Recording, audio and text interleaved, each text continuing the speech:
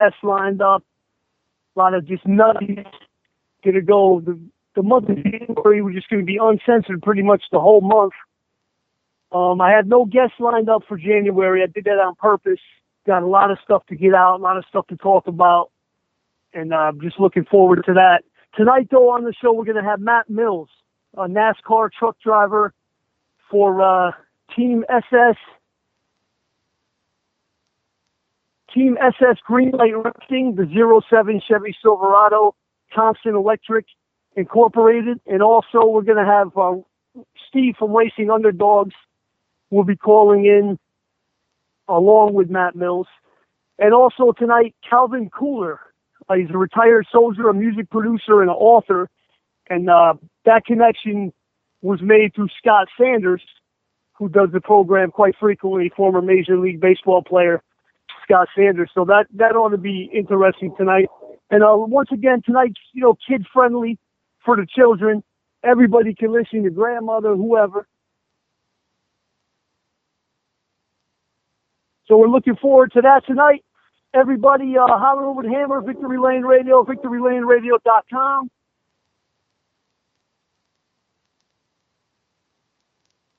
So yes, just waiting tonight. Funny thing, earlier today, I was watching Facebook Live, and it was Kenny Wallace, a race car driver, and it was just like an observation that I made when I was watching it, that Kenny Wallace he was filming a Facebook Live from some kind of event somewhere. I don't even know what it was, like a dirt track indoor or something. It might have been Monster Truck. And he was just filming, and people left and right just kept on coming up to him, like, "Hey, say hello to my cousin." Like they were filming him with their phones while he was Facebook Living the event. And it was just crazy how celebrities, they get out there, and Kenny Wallace is known in the race world, and, it was just a funny observation that I made, like, people coming up to him. I mean, it was like 50 people in a row, and they were filming him with their phones while he was sitting there with his wife and I think like his grandkid or maybe he's got a new kid, I don't know, but he was sitting there with like a kid and his wife watching an event, filming it, and people were filming him saying, "Oh, say hello to my grandmother, say hello to my brother, blah, blah, blah." So Facebook Live, man, I enjoy Facebook Live. There's a lot of nonsense. Facebook Live, people go live. I go live all the time, actually. And, it's just one of them things. You don't think about it. People just walking around. And I noticed people just walk around now with their cell phones. Like literally just walking around with their cell phones out, not paying attention to nothing that's going on. I see people walk in front of cars all day long. And as a truck driver, I have to be aware of people walking with their cell phones. People will literally walk out on their cell phone and just not care. They don't even look across the street, nothing. If I hit one of these fools, not only do I lose my license, I'm sure I'm getting sued. I lose my job because I lose my license. It's just things like that. People just don't think. People have zero common sense when it comes to stuff. People, get off your cell phones when you're walking across the street. I mean, be easy. Think about that. Somebody hits you, it kills you. You know what I mean? So, I mean, we're just waiting for Steve from Racing Underdogs to call in. We're going to talk a little Wyoming football. I'm going to put him on the spot when he calls in. Put him right on the spot. And, talk a little Wyoming while we wait for Matt Mills.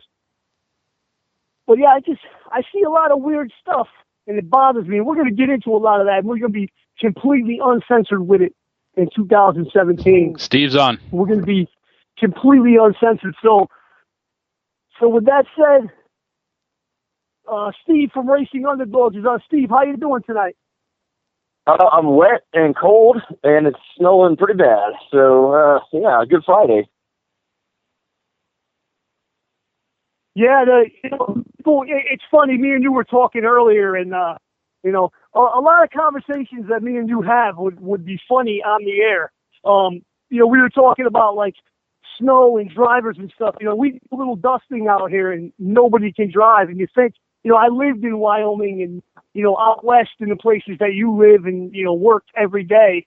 And, I'm sure you're not late to work every day, right? I am not. I get up early, got to scrubble the sidewalk, and then try to get there as best I can without wrecking. It's pretty icy. It's been a pretty rough couple of weeks. I'm kind of ready for like 30-degree weather instead of these teens and stuff in the tens and single digits. So. Yeah, Wyoming is one of these funny places. It's pretty much August you can start getting snow, and it kind of doesn't usually stop until right around April. So that's right. What are you thinking about here with Wyoming BYU? I get a lot. I'm a gambler, as everybody knows. Was degenerate with it. Always been a Wyoming fan. Never bet my teams. BYU is always nice.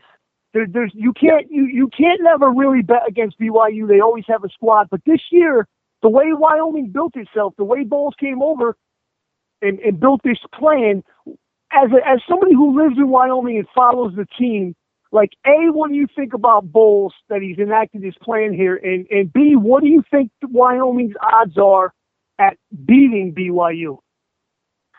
It's so hard to tell because this team's all over the place. They're so young, but to be honest, all the big games where they've been underdogs, they've really overperformed. The defense has stepped up. Their young quarterback has stepped up. So I think it's like an 8.5 point spread. It's a pretty big one in favor of BYU. But Wyoming, I would expect to be pretty stout if the defense actually knows their assignments.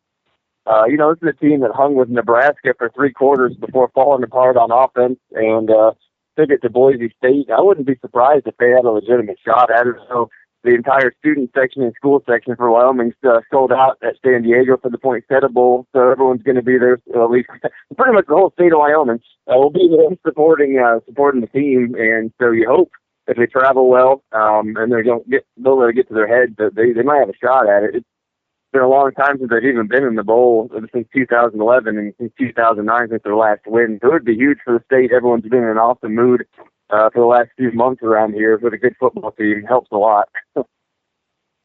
Yeah, see, even when Wyoming, had its garbage years, the fans still turned out. Like, the fans really never, turned their back on Wyoming, but the issue always was, coaching. Coaching was always seen to be the major issue. And what I was saying about Bowles was, A, were you excited when you heard that signing, knowing what he did in the Dakotas like he did? Or were you reluctant, saying, Division, what is he, Division 1A guy coming in or Division 2 guy coming in here, after all these other coaches that we've had? You have to be skeptical because no matter how good your coach is, any good recruit is not looking at Wyoming as the place they want to go to school when they can go to San Diego or even New Mexico. So, the fact that he's gotten in this group of guys, I've been pleasantly surprised after a 2-win season last year to go to 8 wins. I mean, that's huge, especially with a team as young as they are. So, I was not expecting much. I just thought we were kind of, especially with the current economy and the energy sector being down, I just thought it was more money the state was throwing away, but pleasantly surprised, and hopefully they go on to win the Mountain West Conference next year. They just missed out on it this year, but they look like they're going in the right direction. So I had to eat some crow around town for what my original thoughts were, but he's proved me wrong. See, yeah, and what a lot of people don't realize is when you're Division 1, obviously. Actually, we'll get back to that after this. Right now on the line, NASCAR Craftsman truck driver, the 07 Chevy Silverado Thompson Electric Inc. Matt Mills joins us. Matt, how you doing tonight? Not too bad. How about yourself? I'm doing well. I'm very glad you could make it on the Hollering with Hammer show on VictoryLaneRadio.com tonight with Steve from Racing Underdogs and myself. We're just going to get right into to some questions, and I'll turn it over to Steve with the first question. Steve, go ahead. Yeah, Matt, I mean, it's been kind of a whirlwind last few months, but it was announced back in June that you were going to be tapped to drive a few races for the 07 SS Greenlight Chevy in the Camping World Truck Series. You worked a lot locally and on a national basis, just not on a touring basis such as, the Truck Series. So kind of how did all that come about?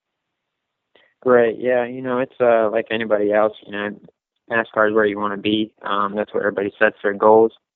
And it started out at the beginning of the season. We were all set to run late models. I'd already been running modifieds and our own outlaw late models. And we just kind of started looking at our budget that we had for the year and talking to our manager. And we were just like, why are we still running late models? We need to, if we're going to do this, we need to go. So, we got hooked up with the right people, made a trip down to North Carolina and started talking with Bobby Daughter, who's a great guy and a great guy you want to align yourself with. And things just kind of took about, and then Bristol came.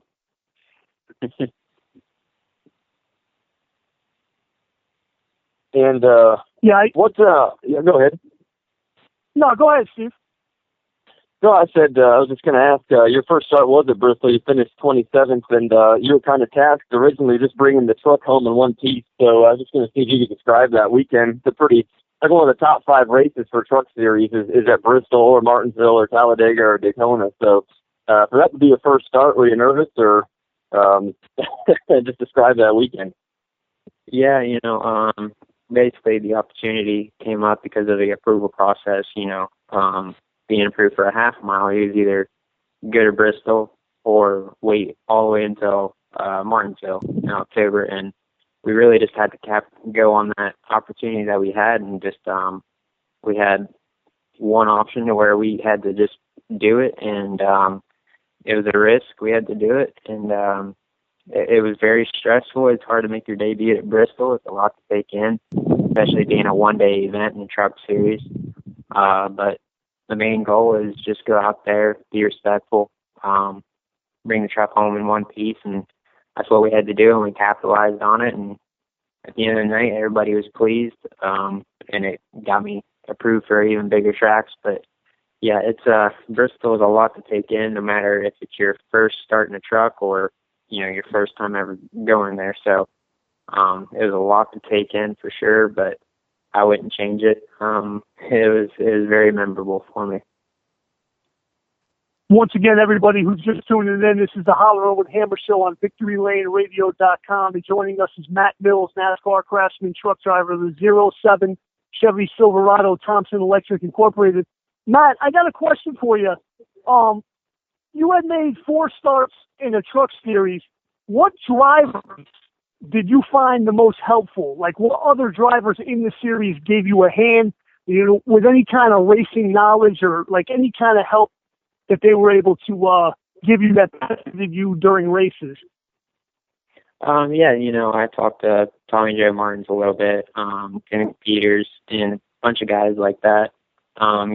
Going to these tracks where they have experience that you try to definitely go to them and just, get like a basic talk from them, what to expect going into the race, how is the track going to change, so you know what to expect. But it's a lot to take in. Each track you go to was a first for me, so every track felt so different to me, and like I said, it was a lot to take in. But Garrett Smithley was right there beside me for my races, and he's been a big role model to me this year. He's a guy just like me with a budget right about what I have, and he's taught me a lot, and he's, like I said, he's been my role model this year a little bit, and he's definitely starting to show the path for these lower budget guys who are trying to make it with no money again. And Hammer mentioned you made 4 starts, 3 more after Bristol. So what did you learn from the starts on the bigger tracks, way bigger than anything you've been on before, including, I believe, Texas, correct? Yeah, right. We went to New Hampshire, then Texas, then back to Phoenix. Going to New Hampshire that's a tough racetrack. Where I got to experience air, that was what tripped me up the most. Was just, I never felt that before. The air coming off these big bulldozer trucks, I mean, it was just so odd. But it was definitely a learning curve going to New Hampshire. And then when we went to Texas, it was the same exact thing, just trying to deal with the air. You were not only racing the trucks, but you had to race the air and almost use it to your advantage, and it would be a disadvantage at times. So that's basically what I took from those tracks. It's not anything you can learn anywhere else, so it's a learning curve for sure. Hey, Matt, one quick question. What are your plans for 2017? Yeah, I've been asked that question in the most in 2 weeks. But plans right now are Xfinity Series. I can't go in too depth with it right now because the team we're working with hasn't quite announced it yet. But Xfinity is in my plans for next year, and we haven't got it all budgeted for, but we're working every day to get that closer and closer. Like I said, I'm a low-budget guy, so we're doing everything we can. We're scratching and crawling for every little bit, and it goes right to the racing fund. So, but Xfinity for next year, Matt Mills Racing. Yeah, you kind of worked up your way the old-fashioned way. Not many people do it anymore. You worked on your old cars. You built your own cars on late model. And how many opportunities are out there like the one, I guess, Bobby Daughter presented for drivers trying to work their way up that way? Are they that prevalent anymore? Because obviously, if you have something cooking in the Xfinity Series, it's paid off in one way or another, right? Yeah, I wish there was more opportunities like that out there. It's sad to say, I love this sport, but it is about money anymore. If it wasn't for Thompson Electric, the sponsor I have, it would have been tough to get the deal. So you really just don't see that anymore. I wish it would come back, but I understand why it is that way now. But really, I got noticed at the right time running a late model race, and that's how it all came to be. And it's a tough deal. There's a lot of good racers out there in the country in the same spot as I am, or below that, who they won't make it because they won't have the almighty dollar. But so I wish it would go back to that because there's a lot of good race car drivers out there. But yeah, I just can't thank Bobby Daughter for the opportunity that he gave me, and I can't thank Thompson Electric for coming on board this year and coming on board for next year too. Yeah, Matt. One more quick question from me. You recently went out to Vegas for the Richard Petty driving experience. What was that like for you as a young talent coming up in NASCAR? What was that like for you to be there and be around all them, legends and stuff like that? Yeah, the Petty experience, it's a great group of guys to work with. It's cool because you get to broaden your horizon a little bit, go to these different tracks. If nothing else, it's experience. You get to practice talking to people and everything like that. But it's just cool. I went to New Hampshire earlier this year, and when I went back there for the truck race, I got to rely on my Petty experience so much. So it's definitely a great job, and like I said, it's more experience that you can put on your resume when you go back to these places. And I asked this to Tommy Joe last weekend, but if there's anything you could do to change the racing on the top levels, obviously limited experience in the Xfinity where you may be racing, but what would you do? It all comes back to money again. That's a tough question to answer, really. I just wish more guys would get more opportunities. At the lower level, I think more people should be paying attention to these guys running 25th place and 20th, not looking at what equipment they're in, but what they're doing with what they got. Like I said, it's sad how the sport has kind of gone, but, I love it and I'm trying to be part of the show. So I just wish more of these lower guys would get noticed because I think the racing would be a whole lot better. The fans would get more involved and see it as a dollar sign. Right. And speaking of some of the lower level drivers, you mentioned Garrett Smithley, and I saw on Twitter that you were possibly hanging out with Ryan Ellis, and I just wanted to caution you to be careful around that guy. He has a couple screws loose. Yeah. Like I said, he's a good friend of mine. He's helped me out a lot this year, and he's the kind of guys that we need in this sport. He just has fun with it, and he's one of the best at what he does with social media and just taking care of equipment. People like him, and like I said, he's a good role model this year. The kid, he's done great with what he's had, and he just, no matter what, he stays positive, and that's what this sport needs. Great. And I guess one thing I'll just ask you here is if there's any bucket list race that you have going forward, whether it's on a local level or a national touring level, what would that be? Yeah, next year, I'd like to run some local events. Anything with 4 tires and a gas pedal, I want to be in it. But next year we might run some late model stuff and our personal own late model stuff. And I really like to do snowball derby, but that's a whole other ball game. That's another budget right there. So, but we're gonna do some late model races next year. For sure, if I have the choice, and it's just fun to go back to your roots of racing and go back to that, get out of the spotlight a little bit, and sure, go from there. Well, that's great. And so one last question here, but assuming you may be making your way to Daytona, how does the licensing procedure work, or when does you get approved, or how many starts do you need to make in NASCAR just to start working your way up through the different series to different tracks? Yeah, it all depends, kind of how the races that we did, if I could have done my choice, we would have started out kind of slow and did the smaller tracks, but the way the approval process was and how my budget was, we had to go half mile, mile and a half, and then so on.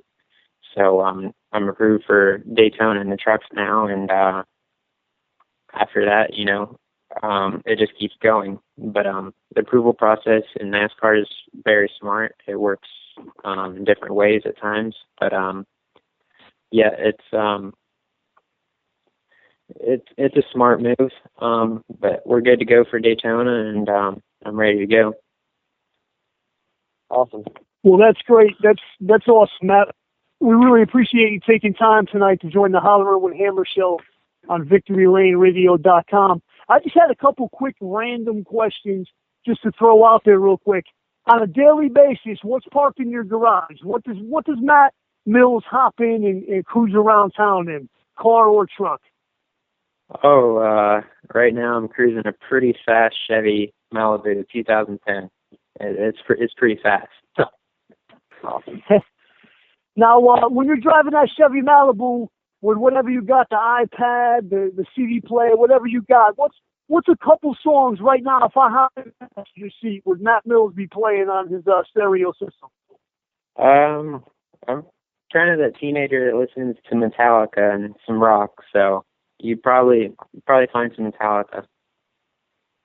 Yeah, this guy's not Tommy Joe Martin's with 31-year-old old man music. This guy's a little younger. Yeah, well, Metallica. Metallica is good for everybody.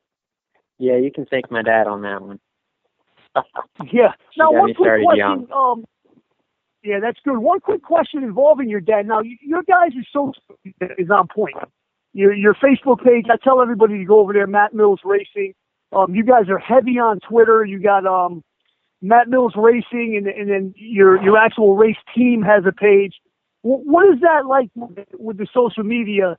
Is that your family and your business running that, or you personally? Because you guys are heavy. You guys are everything on social media. So. Yeah, mainly my dad runs it and my manager. But my dad, he does really good keeping up with the Twitter, Instagram, and Facebook. But yeah, it's a business. With the Matt Mills Racing, we're just really trying to create a brand of it and get it more promotion. And like I said, my dad mainly runs it, and he does a very good job with it. Yeah, I tell everybody to head over to that page. Now, we got about a minute left. Anything you'd like to promote? Anything you'd like to tell the people that are listening out there? Yeah, I'm just really ready to get to Daytona. No matter what I'm in at Daytona, I'm just ready to get there. It's already feels like a long off season, but we're keeping busy, working on sponsorship deals. Did an autograph session at the NASCAR Technical Institute the other day, promoting stocks for tots, which was really cool, meeting a lot of people and to give back a little bit. So, like I said, I'm just ready to get to Daytona and get the season started. That's great, Matt. Hopefully sometime during 2017 we can get you back on the show and you can talk about races you've been in 2017. So we really appreciate you coming on the Hollering with Hammer show on VictoryLaneRadio.com. Absolutely. Thank you guys for bringing me on. It's fun. All right. Thank you.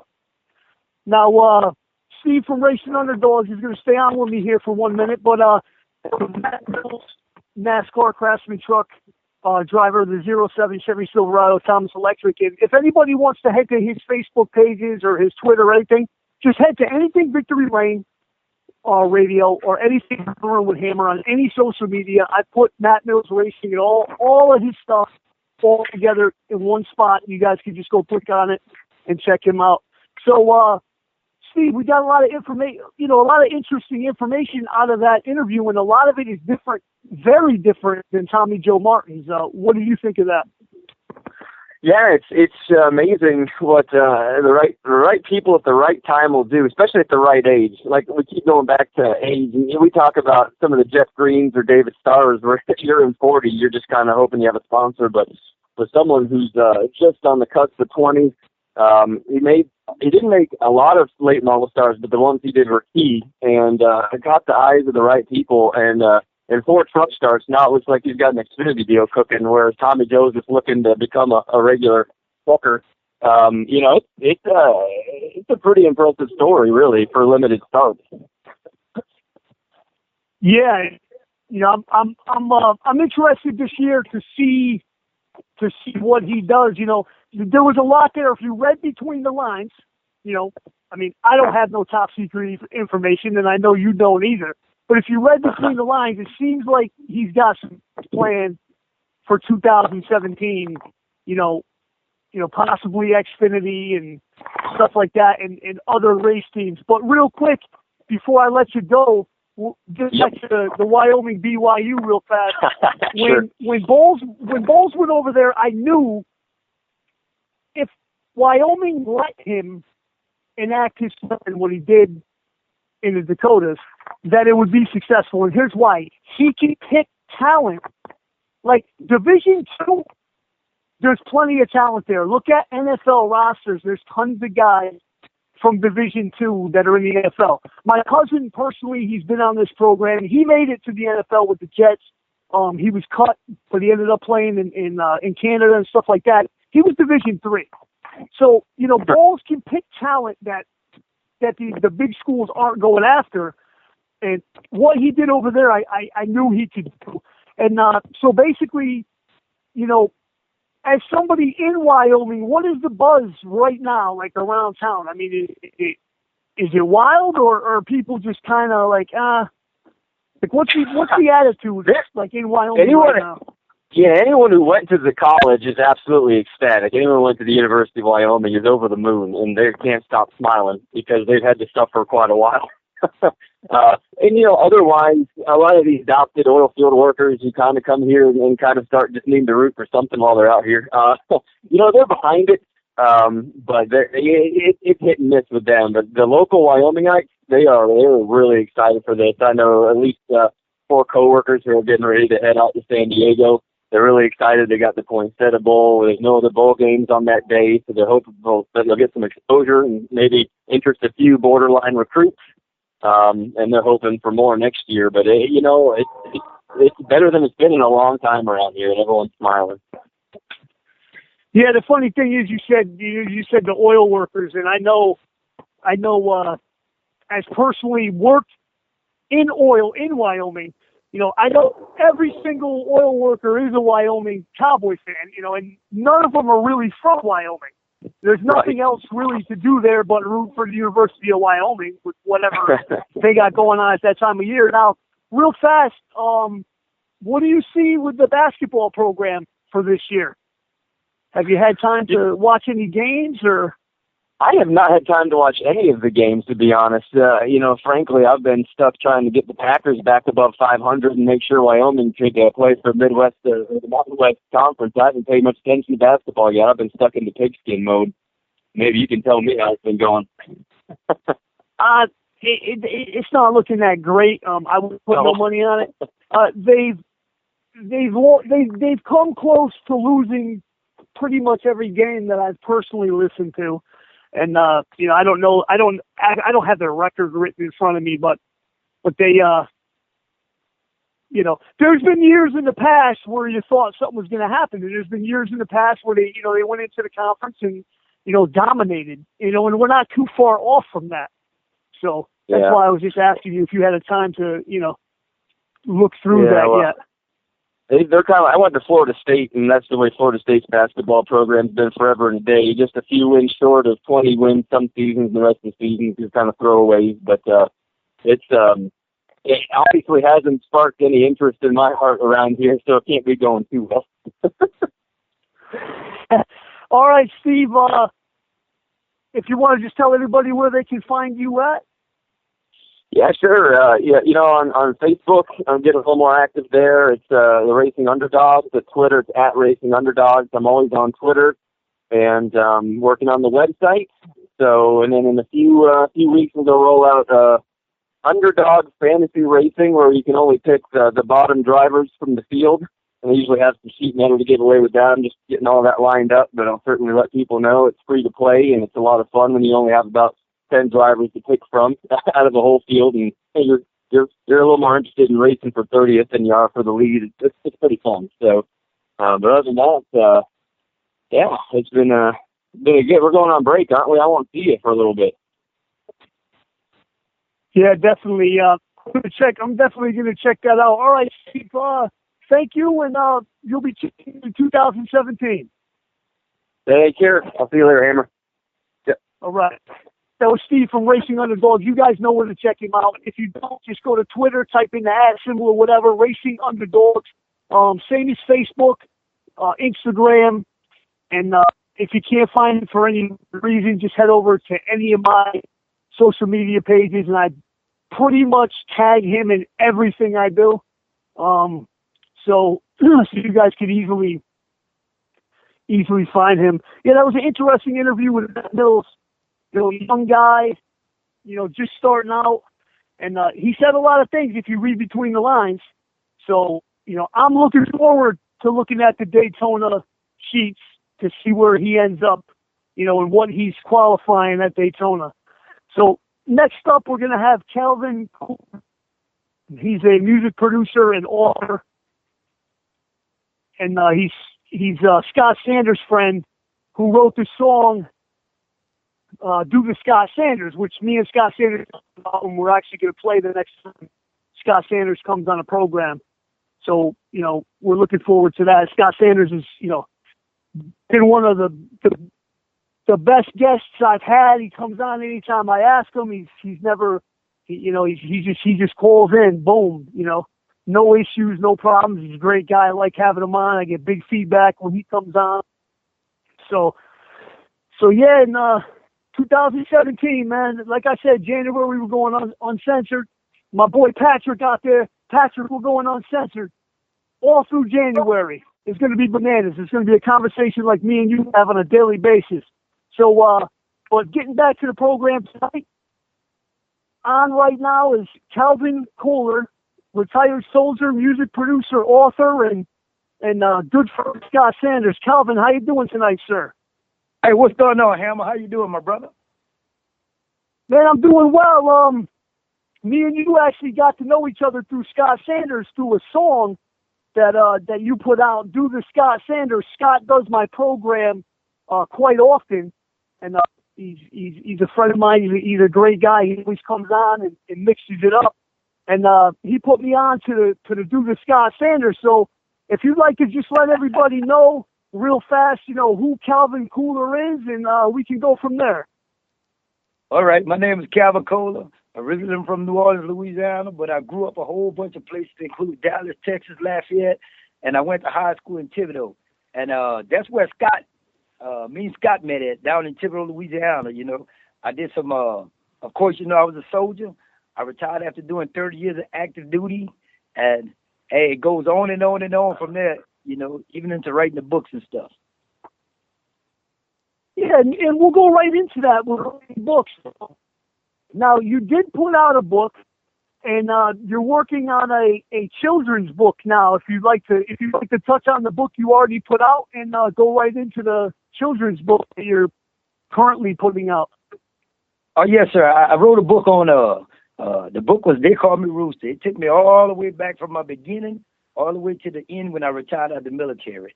And it talks about my ups and downs. It talks about my negatives. It talks about my positives. That is the first time I think I actually give people insight on what goes on or what happened within the rooster's life. But, getting back to the children's story, I love kids. I do my best. I do what I can. And I work with kids all over the place, like trouble kids. Cause I had a little trouble back when I was growing up back in the day. So I can reflect back on it. So I like to give back to the community. Well, when it comes to the kids, I got nieces and nephews.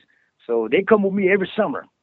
And they are the ones that really gave me the thought of writing a children's book, because I see how inspired they be and how some of the things they do. And I'm pretty sure, kids are lovely. They just lovely. I just love working with kids. And I tell you, those young ones right there to keep me on my toes. I'm getting a little older, but I think that book, they're going to love it, because the actual characters in the book are those, my nieces and nephews. So they're the ones that inspired me to do this. Yeah, now, I don't want to put personal information out there, but I saw a video, and it was cute and it was funny at the same time. It brings it to your military. You were walking down the road with your nieces and nephews, and they wanted to hop in the car, and you kept walking with them. I found that funny.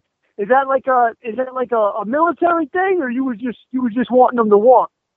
No, it ain't military. We didn't have to go really far, Mr. Hammer. We didn't have to go that far. But what those kids don't understand is, I know I have 3 cars, but sometimes these kids just think stuff is given to you, and and it was just one morning when I woke them up. I say, hey, we went out, we cut the grass, we did a few things. I say, okay, well, this we're gonna do. I'm gonna get y'all some ice cream. How about that? Oh yeah, Uncle Ruth, it's hot. Let's get some ice cream. I say, okay, let's go. We're going to the store. It's literally 2 blocks away from my house. And I know you're in New York, right? But these blocks here are not like New York blocks. They are very small. So I opened the door, and they said, well, where are we going? I said, we walking.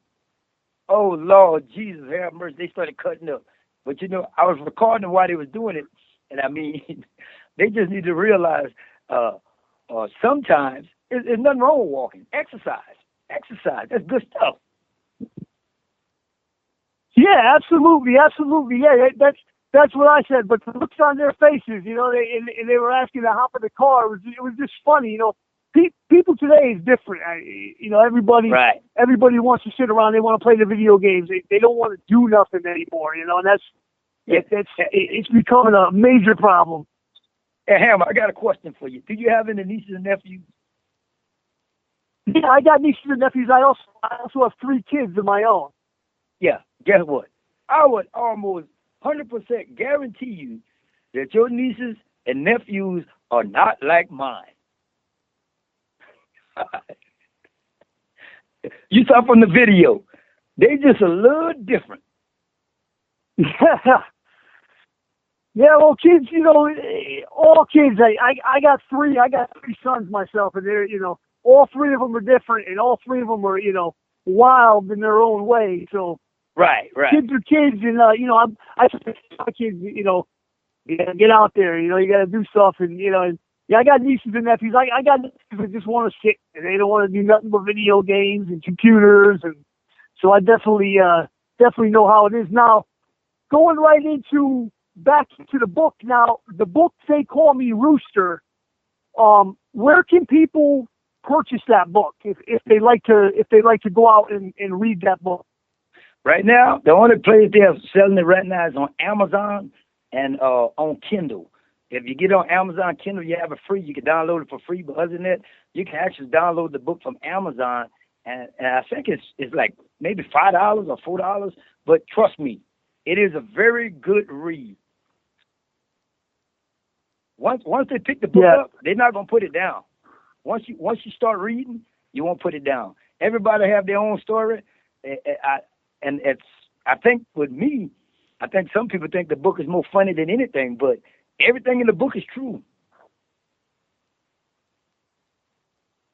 Yeah, I'm actually going to go out on Amazon this weekend, and I'm going to get that book and I'm going to read it because we're friends on Facebook, so I see the videos you put out. And a lot of the stuff is very humorous. A lot of the videos you put out are very humorous. One particular one the other day I watched it. I was rolling. I actually watched it a couple times. The motorcycle guy. So that had me rolling. Yeah, come on. You got to think about it, though, Hammer. He called me and he said he was in a motorcycle club. I said, "Oh, I didn't know you had a bike." Well, he don't have a bike. Okay. Well, I knew he had some DUIs back in the day. I said, "Well, you have a car?" No. Well, you don't have even a license. So what type of prerequisites they have where you can get in the motorcycle club and don't have no wheels and don't drive?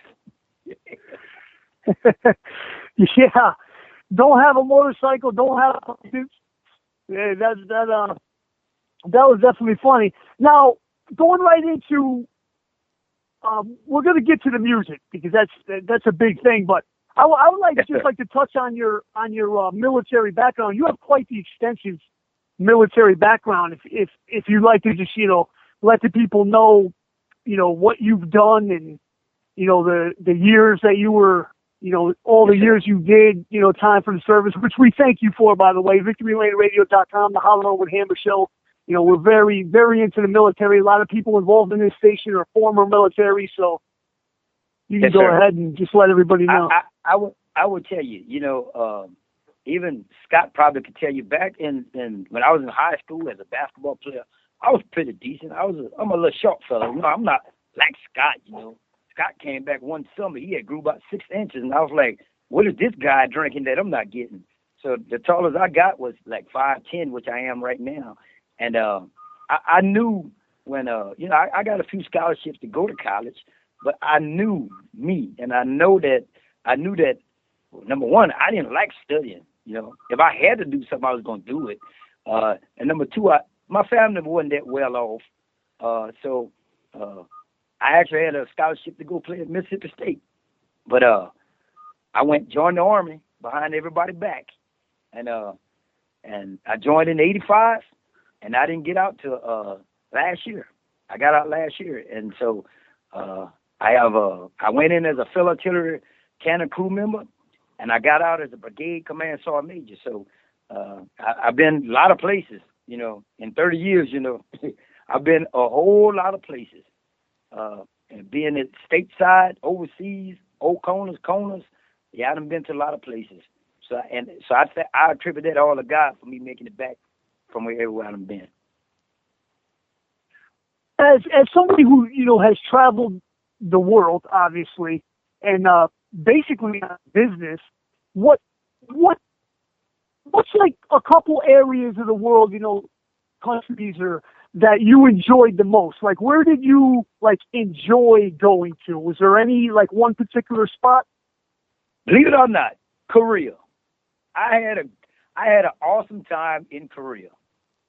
You learn about the culture and all that, because a lot of people, they don't understand, if they talk about Korea, they got North Korea, of course they got, and North Korea kind of bad, but South Korea, the North Korean dude though, he throw slang and he don't really do nothing.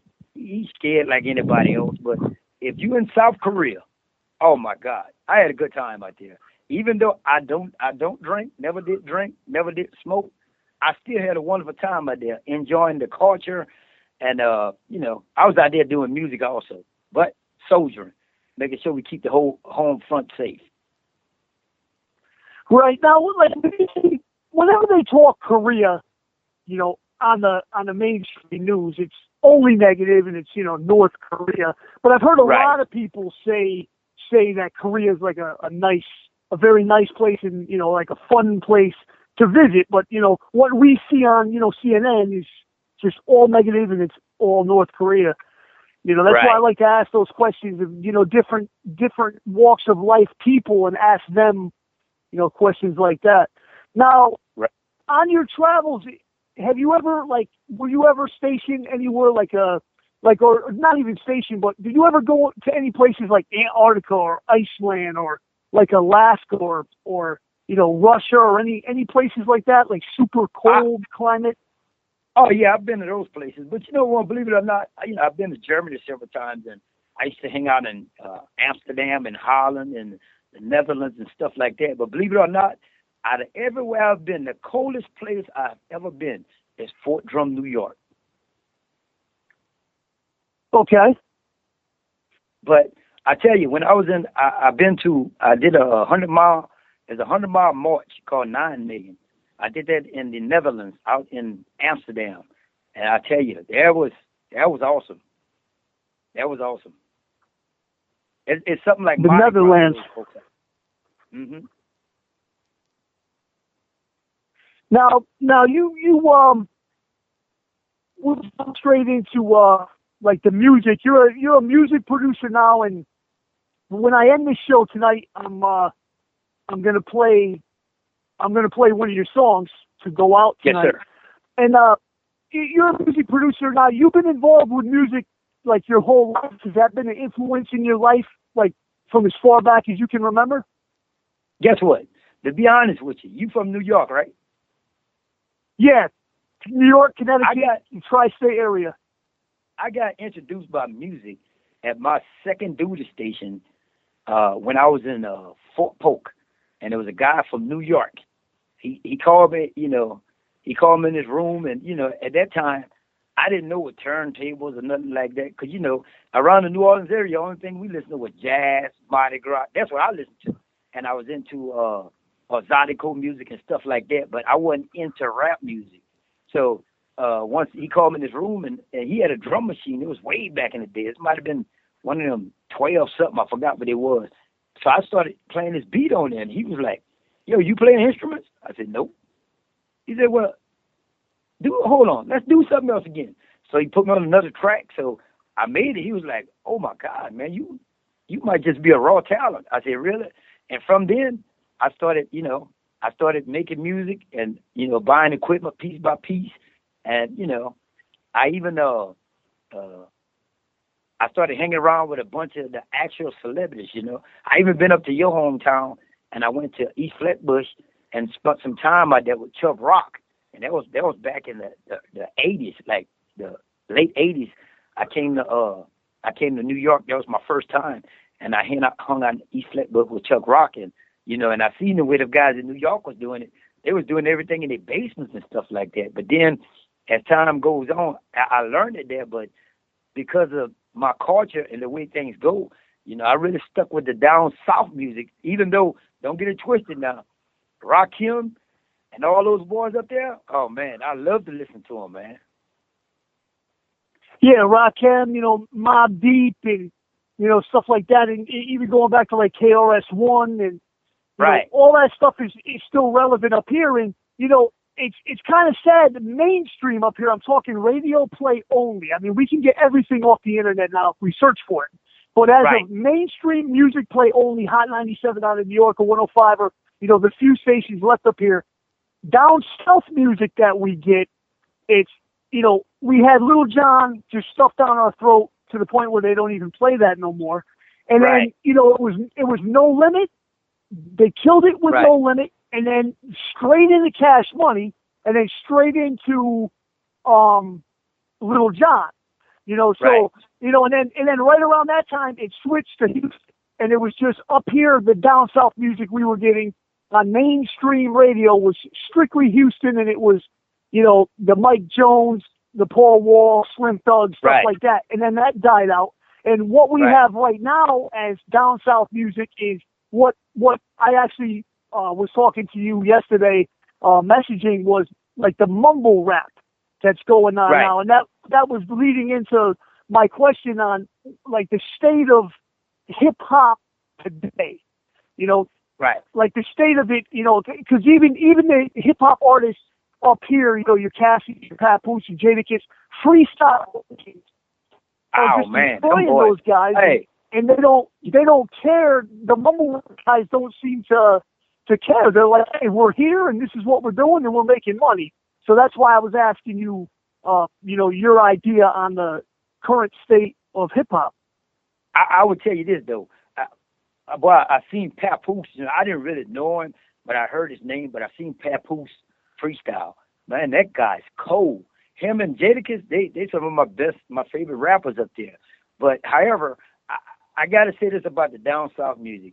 You know, of course we know who really hit off with the music up there. It was UGK when they did Big Pimpin' with Jay-Z. You know, and to be honest with you, if you Jay-Z was not getting no play down here. I never heard of Jay-Z until Big Pimpin' came out because I was down with the UGK, the Master P, the No Limit Cash Money because I'm from that area. But when you talk about that mumble rap, man, I tell you, it's taken by surprise. But I really do believe that it's gonna turn back around and it's gonna come back to the actual conscientious rappers.